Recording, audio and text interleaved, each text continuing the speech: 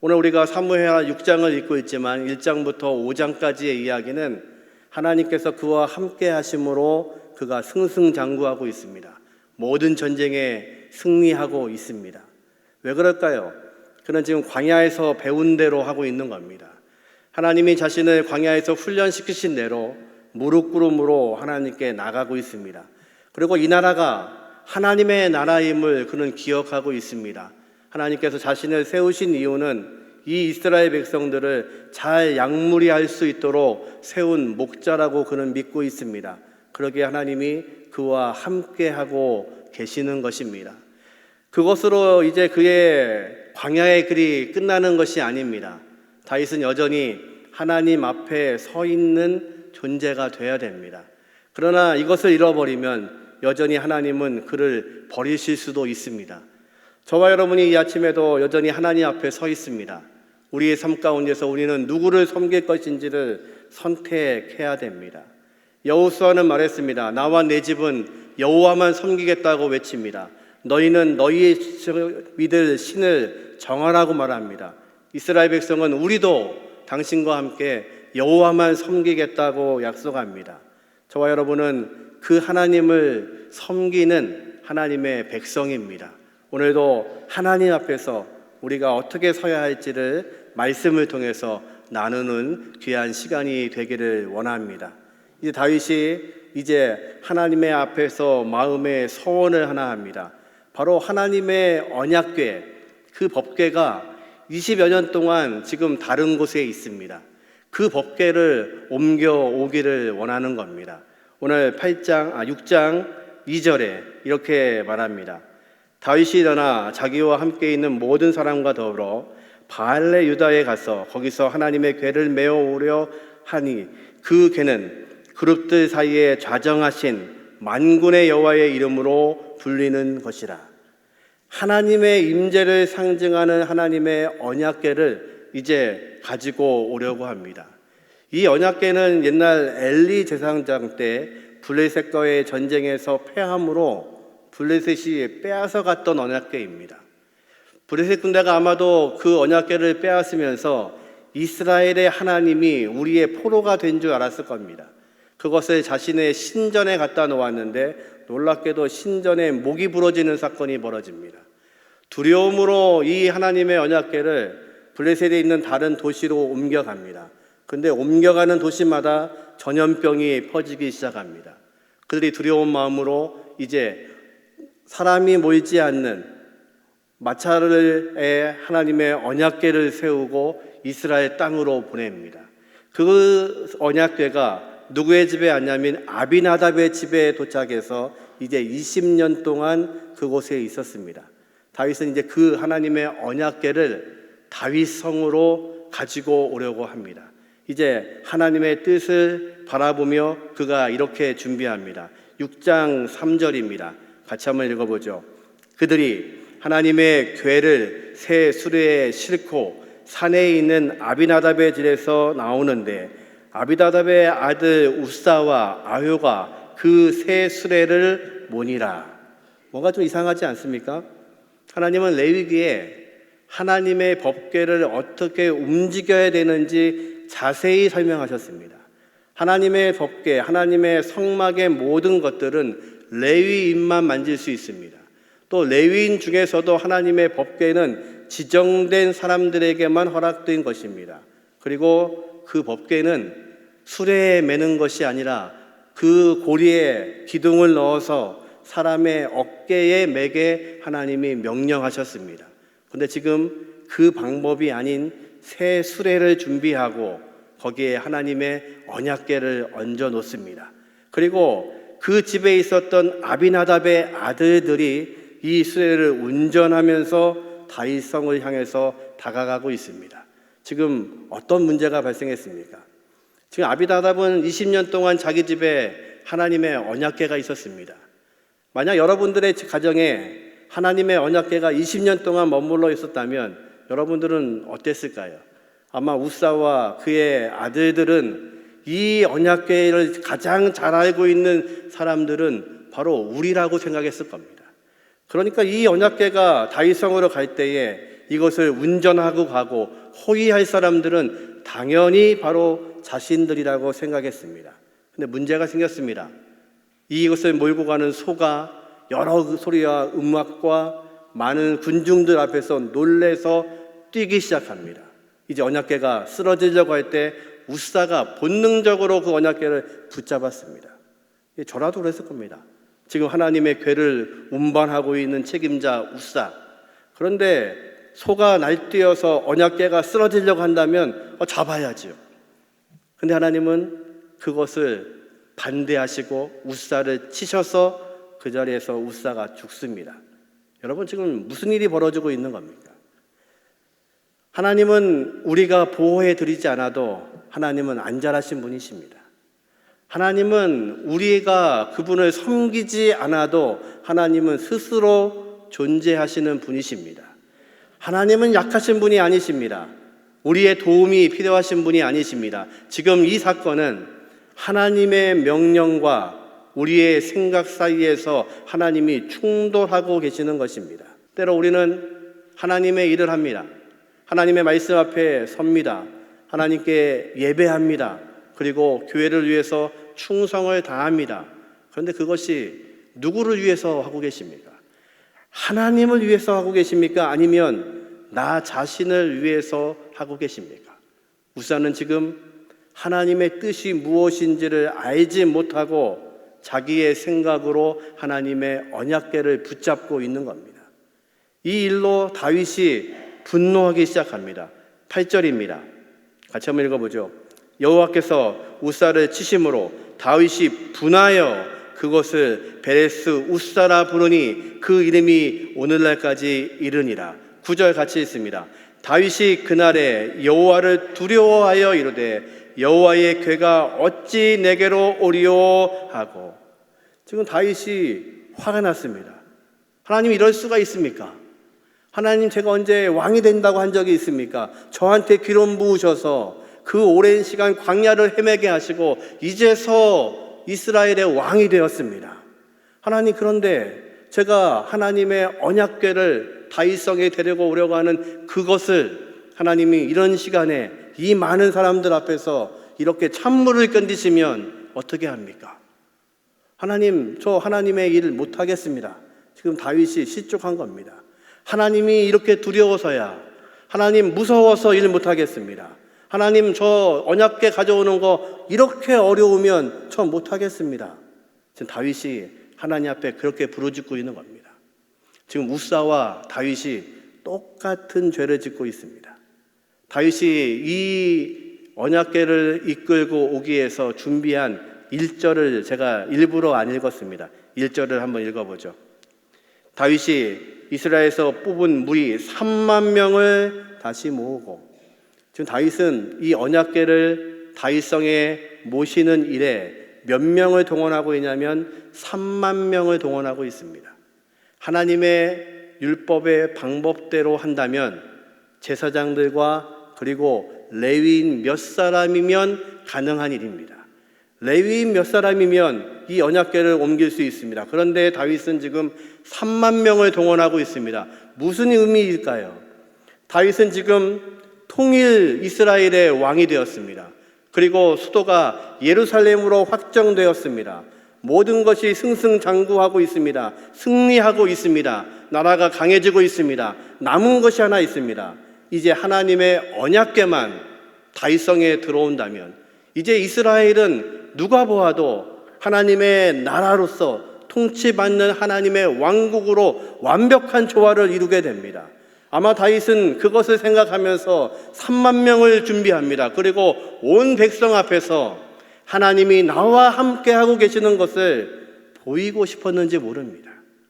그래서 그는 이렇게 수레에 하나님의 언약궤를 싣고 마치 퍼레이드를 하듯이 앞에는 많은 사람들이 음악을 연주하고 모든 군대가 군열을 맞추어서 언약궤를 호위하고 그 아름다운 모습으로 언약궤를 자신의 궁에 가지고 오려고 했는지 모릅니다. 지금 무슨 실수를 하고 있냐면 누구를 섬기고 있는지를 잊고 있는 겁니다. 하나님을 섬기고 있는 건지 나 자신을 섬기고 있는 건지 불확실한 겁니다. 하나님이 그것을 지금 진노하시는 겁니다. 여러분, 하나님은 우리에게 이용당하시는 분이 아닙니다. 어쩌면 우사는 그 하나님 앞에 이용하고 있는지 모릅니다. 하나님의 위대하심 앞에 자기를 보이려고 합니다. 3만 명이 운집한 가운데 하나님의 언약궤를 내가 몰고 있습니다. 얼마나 자랑스럽습니까? 이 언약궤는 우리 집에서 20년이나 있었던 언약궤입니다. 다윗은 그것을 알고 있었는지 모르지만 그는 하나님의 방법이 아닌 인간의 방법으로 언약궤를 옮기면서 내가 이스라엘의 왕이 되었음을 온 세상에 퍼뜨리고 싶었는지도 모릅니다. 하나님이 지금 그것을 경고하시는 겁니다. 지금 누구를 섬기고 있는 거냐? 누구를 위해서 섬기고 있는 거냐? 너희가 지금 나 여호와 하나님을 위해서 섬기고 있는 건가? 하나님을 위해서 예배하고 있는 건가? 아니면 너 자신을 위해서, 너의 이익을 위해서, 너의 유익을 위해서 하나님께 예배하고 있는지 하나님 물으시는 겁니다. 이제 온 백성들이 두려웠을 겁니다. 우사가 죽었습니다. 우사가 죽는 것을 보고 다윗도 두려워하고 백성들도 두려워합니다. 이 언약궤를 다윗성까지 운반하지 못합니다. 그리고 그 근처에 있었던 오벳 에돔의 집에 이 언약궤를 맡깁니다. 오벳 에돔은 무슨 죄가 있어서 갑자기 이 두려운 하나님의 언약궤를 맡게 됩니다. 그리고 3개월이 지났을 즈음 이런 소식이 들려옵니다. 사무엘하 6장 12절입니다. 같이 한번 읽어보겠습니다. 어떤 사람이 다윗 왕에게 아뢰어 이르되 여호와께서 하나님의 궤로 말미암아 오벳 에돔의 집과 그의 모든 소유에 복을 주셨다 한지라. 다윗이 가서 하나님의 궤를 기쁨으로 메고 오벳 에돔의 집에서 다윗성으로 올라갈세. 다윗이 이제 기뻐합니다. 무엇이 기쁠까요? 하나님의 궤를 옮기는 것을 하나님이 싫어하시는 게 아니구나. 옮기는 방법이 잘못되었다는 것을 그가 깨달은 겁니다. 오벳 에돔 집에 하나님이 복을 주셨다는 것을 보고 옛날 블레셋 땅에 어려움과 전염병이 있었던 것과는 다르게 하나님이 역사하고 계시다는 것을 발견한 겁니다. 그것이 다윗에게는 기쁨입니다. 하나님의 궤가 내 궁전에 들어오는 것이 하나님이 반대하시는 일이 아니라 그것을 옮기는 방법이 잘못되었음을 안 다윗이 기쁨으로 그것을 준비합니다. 그리고 13절에 이렇게 다시 두 번째 하나님의 법궤를 옮깁니다. 같이 읽어보죠. 여호와의 궤를 맨 사람들이 6걸음을 가매 다윗이 소와 살찐 송아지로 제사를 드리고 14절입니다. 다윗이 여호와 앞에서 힘을 다하여 춤을 추는데 그때에 다윗이 배 에봇을 입었더라. 아멘. 이제 안 것입니다. 어떻게 하나님의 법궤를 옮겨야 되는지, 하나님의 언약궤를 옮기는 방법을 그가 이제서야 안 것입니다. 그래서 6걸음을 시험적으로 걸어봅니다. 그랬더니요, 아무 일이 없습니다. 이제 기쁨으로 다윗은 언약궤 앞에서 춤추며 기뻐합니다. 하나님의 임재를 경험하는 것입니다. 여러분, 우리는 하나님을 어떻게 섬겨야 될까요? 하나님이 말씀하신 방법대로 섬기셔야 됩니다. 우리의 방법이 아닙니다. 하나님의 방법으로 섬기시는 겁니다. 모세가 하나님께서 부르심을 받고 모세의 형 아론이 첫 번째 대제사장이 되었습니다. 그의 아들 나답과 아비후가 하나님이 명령하신 불이 아닌 다른 불로 하나님께 드렸다가 그 자리에서 죽었습니다. 이때는 하나님이 처음 만드신 때입니다. 대제사장도 처음으로 세워졌고 하나님의 성막도 처음으로 세워졌고 제사의 법도 처음으로 정해진 때입니다. 그래서 실수할 수 있습니다. 그런데 하나님은 그것을 용납하지 않으십니다. 하나님의 방법이 아니면 하나님은 그것으로 영광 받지 않으십니다. 저와 여러분은 하나님의 방법으로 섬길 수 있는 은혜가 있기를 주님의 이름으로 축원합니다. 이때의 이야기를 역대상에는 이렇게 기록하고 있습니다. 다윗이 2번의 하나님의 언약궤를 옮길 때 어떻게 준비했는지를 역대상은 기록합니다. 먼저 역대상 13장 1절입니다. 첫 번째 언약궤를 옮길 때의 상황입니다. 같이 읽죠. 다윗이 천부장과 백부장 곧 모든 지휘관과 더불어 의논하고, 첫 번째는요, 다윗이요 모든 부하들을 모아놓고 의논했습니다. 왜요? 3만 명을 동원하는 행사입니다. 그러니까 어떤 부대가 먼저 갈 것인지, 두 번째 부대는 누구인지 계획하고 준비하고 의논했습니다. 그런데 하나님의 일은 의논하는 게 아니라 순종하는 것입니다. 두 번째 언약궤를 옮길 때 다윗의 태도가 바뀝니다. 역대상 15장 2절입니다. 같이 읽죠. 다윗이 이르되 레위 사람 외에는 하나님의 궤를 맬 수 없나니 이는 여호와께서 그들을 택하사 여호와의 궤를 메고 영원히 그를 섬기게 하셨습니다 하고, 이제는 의논하지 않습니다.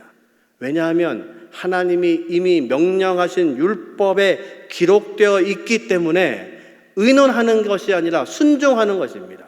이제는 뭐라고 하냐면 그것을 맬 수 있는 사람은 레위 지파밖에 없는데 그들 중에서도 고앗 자손만이 이 하나님의 언약궤를 맬 수 있는데, 이유는 하나님이 그들을 통해서 섬김을 받게 하시기 위해.